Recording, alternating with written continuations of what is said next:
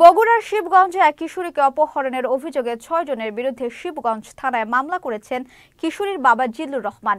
কিশোরীর বাবা বলেন, তার মেয়ে বিদ্যালয়ে যাতায়াতের পথে আসামিরা রাস্তাঘাটে বিভিন্ন সময়ে প্রেম নিবেদন ও কুপ্রস্তাব দিতে থাকে।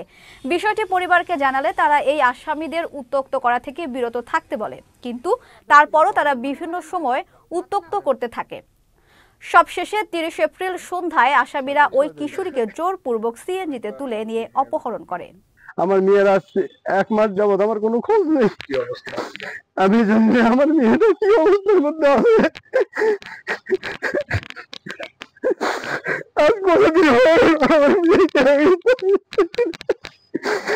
আমার অনেক স্বপ্ন ছিল, আমার স্বপ্নটা ওরা নষ্ট করে দিয়েছে।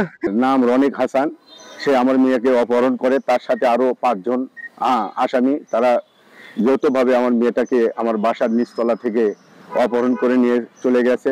আমি থানায় অপহরণ মামলা দিয়েছি, আজ পর্যন্ত আমার মেয়েটা উদ্ধার হয়নি।